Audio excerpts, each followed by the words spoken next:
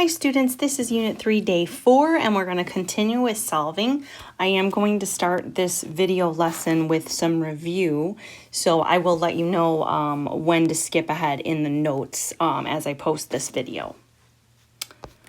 Okay. So our learning goal today is we're going to solve a trig equation with or without a domain restriction. Now we've already done without a domain restriction, and that's what we are going to warm up with just to make sure that everyone is clear on how to do that. Then I'll continue with restrictions.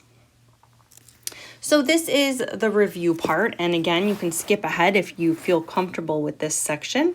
This is solving without restrictions. So our job here is to find every possible x value or angle measure that will make this true. Sine of some angle is 1/2. Now, we're always thinking of that unit circle and those special right triangles.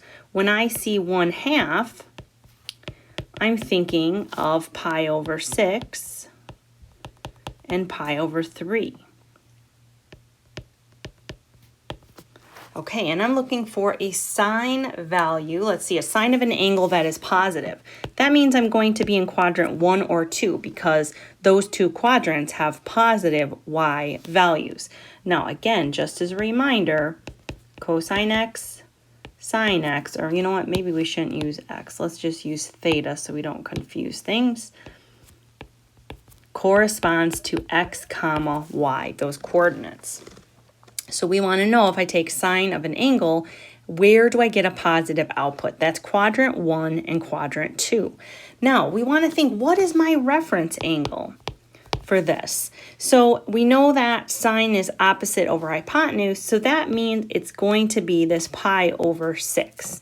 So my reference angle is pi over 6. So let's go ahead and draw that in here. So 1/6 pi, let's say, is about here. And then, of course, that's going to have that same reference angle here. So it's like a little bow tie that we're drawing. Both of these have the same output for y, which is what we want, that same exact value. So this is pi over 6, and this is 5/6 pi. So what we do know is that those two are answers that will work. And if you take your calculator and you type in with radians sine of pi over 6, you should get 0.5. And if you type in sine of 5/6 pi, you should also get 0.5. However, if I go from here all the way around and back again, one full revolution, guess what? I also will get a correct value. So let's think, that would be 13/6 pi. I could go around again. Let's pick purple. So if I want to go from here, I can go again. And so that is going to be 25/6 pi. And if you were to type all these in, I could keep going and going forward and backwards. And I actually can go from either of these spots. So you can tell there's going to be an infinite amount. We just have to go a full revolution.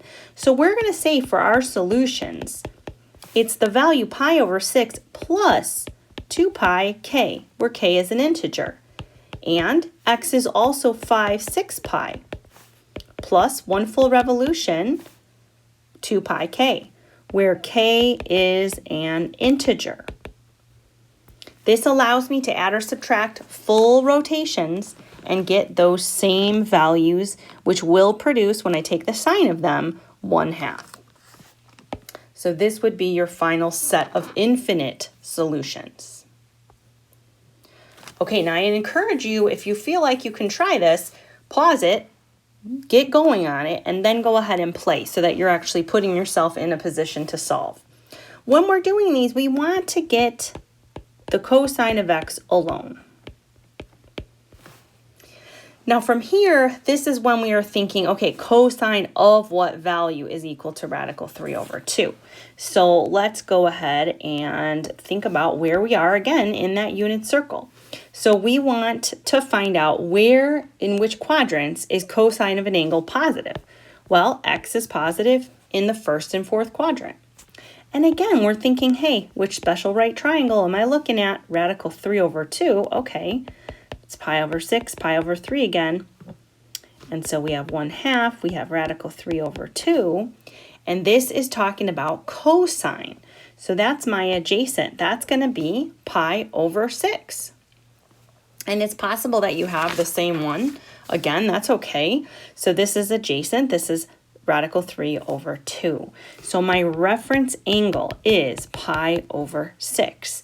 So if I go and draw that in, I'm drawing it in here. Again, there's that reference angle, right? And I'm drawing it in here. There's that reference angle again. Okay, and these are both right triangles. They're my special right triangles. So this is pi over 6.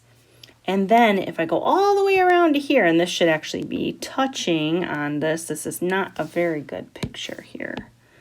Hold on. I am not in love with how I drew that. Okay, so let's see here.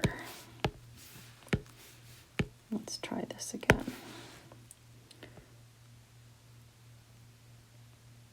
Okay, so that's touching there. And then this has got to touch here. There we go. Okay, so we definitely want this to be touching the circle because that's where we're getting that x value, that x coordinate that's going to be the same in both of those quadrants. So we have pi over 6 and we have 11/6 pi.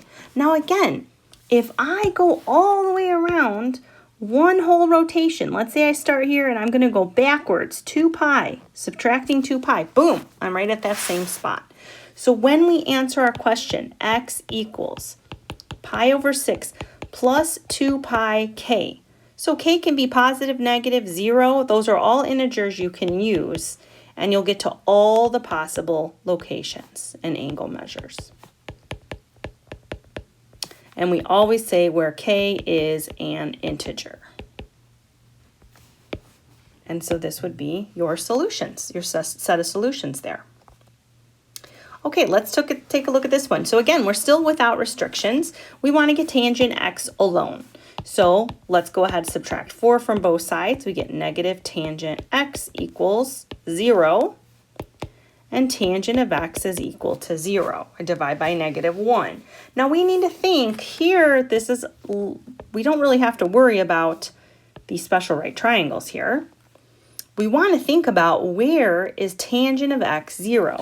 Now, tangent of x is the same as sine of x divided by cosine of x. So we want to know where is sine of x equal to 0. Because that would make the numerator 0, and we would get then the whole fraction would become 0. So where is sine 0? That's what we need to find out. It's going to be here and here. Because look what we have. We have 1 comma 0, and we have -1, 0. 0 over 1 equals 0, right? 0 over -1 also equals 0. So those are the two locations. Now look what happens. If I were to add 2 pi, I absolutely get back to that same spot. But let's think about this a different way. What if I just added 1 pi? That would be a solution, right? And if I added another pi, that would be a solution. So all you have to do with this one is add 1 pi k, and you'll get all the rest of the solutions.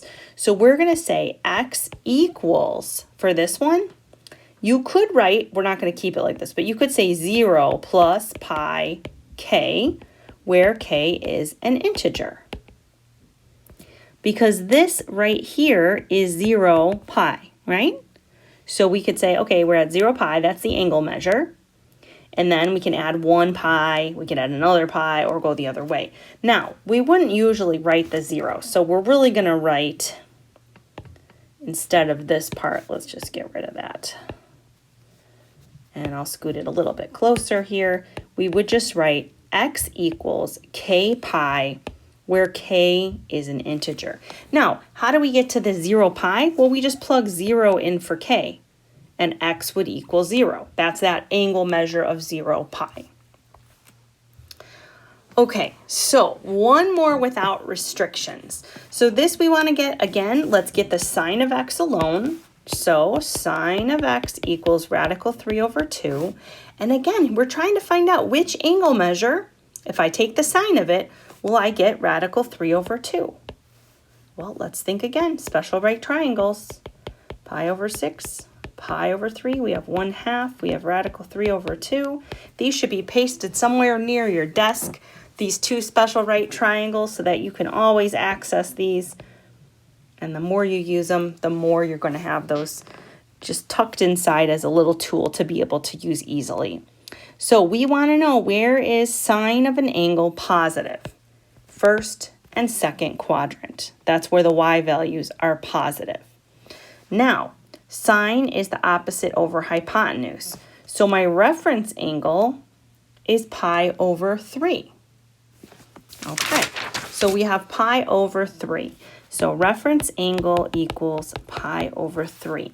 Now let's take a look here and let's have our third pi here. And we want the same reference angle here. So those are both the same reference angles. This is pi over 3 and this is 2/3 pi. Both of these angles will produce that same y value, or if we take the sine of pi over 3, the sine of 2/3 pi, we get the same output of radical 3 over 2. So our answer is x equals pi over 3 plus 2 pi k, and x equals 2/3 pi plus 2 pi k. Again, this is when k is an integer. And this just tells me that I can go a full revolution forward or backward from either of these locations and get to that exact same spot. Okay, now we're going to move into restrictions.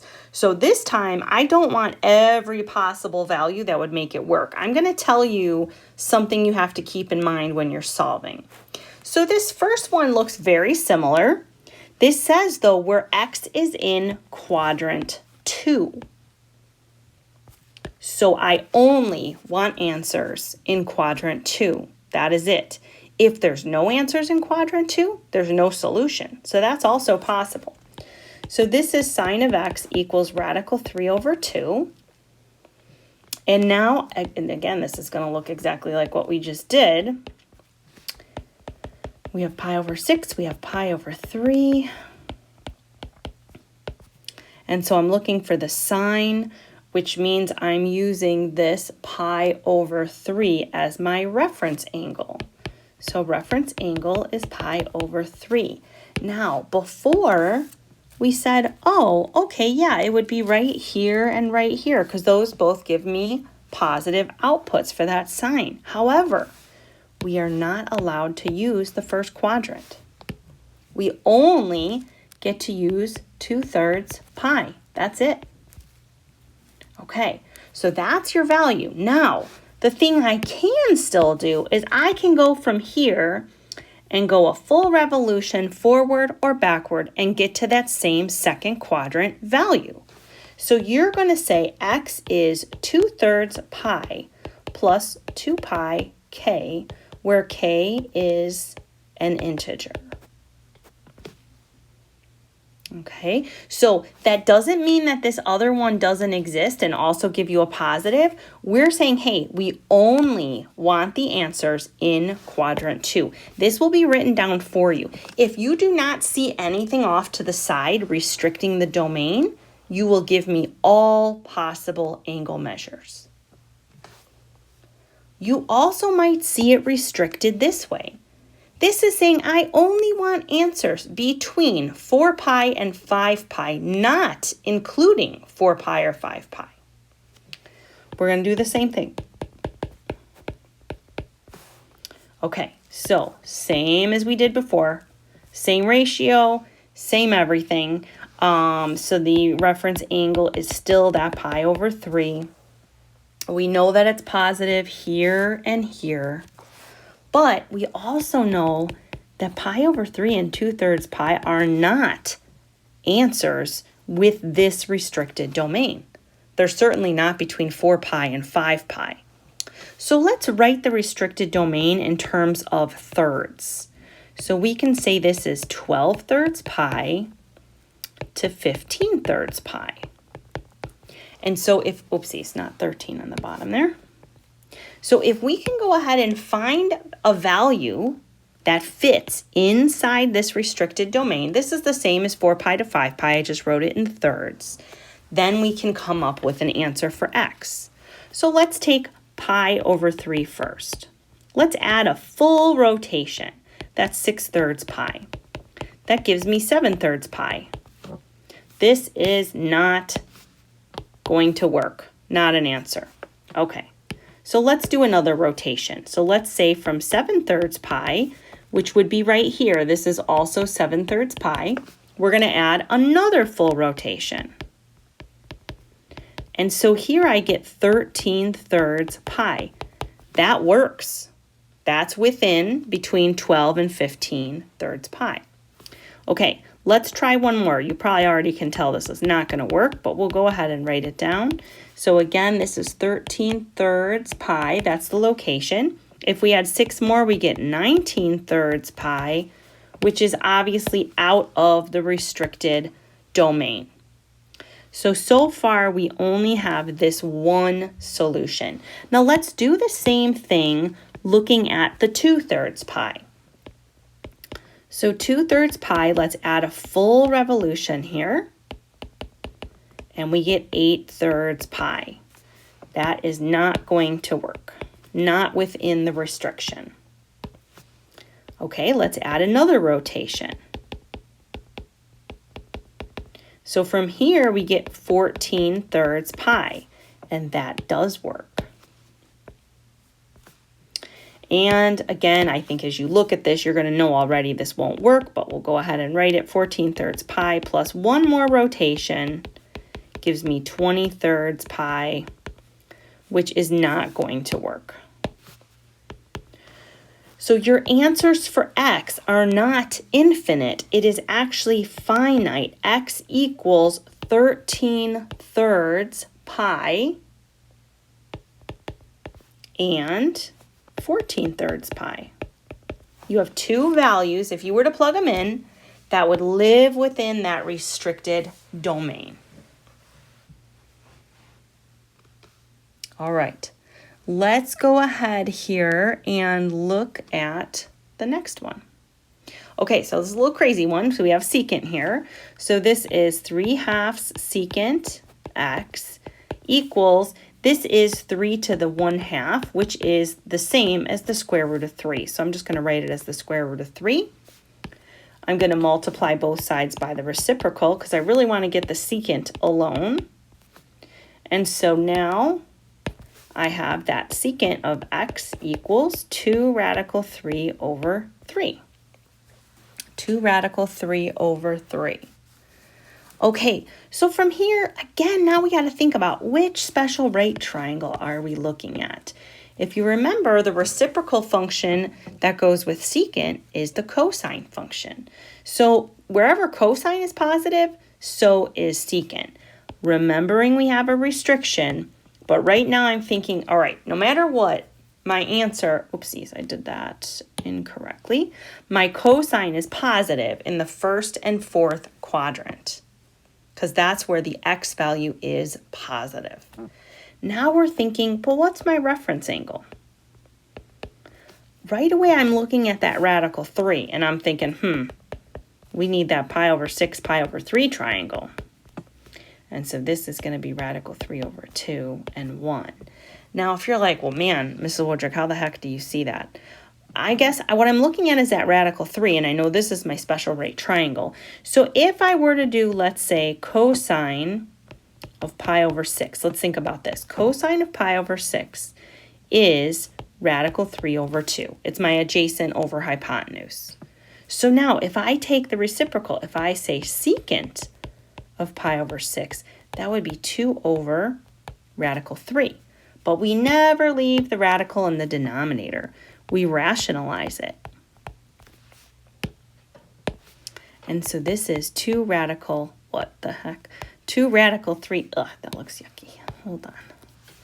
Okay, 2 radical 3 over 3, and that's exactly what I see here. Okay, so my reference angle is going to be pi over 6. Okay, so pi over 6 is here, pi over 6, and then pi over 6 is here for a reference angle, which is actually then going to be 11/6 pi. Okay, 11/6 pi. Now let's look at our restrictions in terms of sixths. You don't have to do this, but I think sometimes it helps. We want to go 6 over 6 pi, that's 1 pi, and 18 over 6 pi, that's my 3 pi. So we can only have angle measures that are inside of this restriction. Already, I see pi over 6 is a no-go. But let's see, what if I add a full rotation to that? I would get 13/6 pi. That will work. That's within. Now, what if we add one more rotation? Let's see if one more will make it or not. We would add 12/6 more, so we get 25/6 pi, and too big, can't do it. Not going to work. Okay, so we already dealt with this one, and we just found one value that's going to work, 13/6 pi. So already I'm going to write, okay, I got one of them, 13/6 pi. Now we're going to see if there's any more. Let's look at that other angle. So 11/6 pi is already a winner. That's already inside there. So I'm going to write an 11/6 pi as another answer that is within the restriction. But let's just make sure, if we add another rotation, let's see where we would be at. So we would be at here 23/6 pi, which does not work. So there are two different angle measures that work with this restricted domain. So solving today is going to be very similar, except for we have that restriction. So we have to pay attention. We don't want to give every answer. We only want the answers within that restricted domain. We will definitely be practicing more in class. Please write down any questions you have, and you are always welcome to come see me.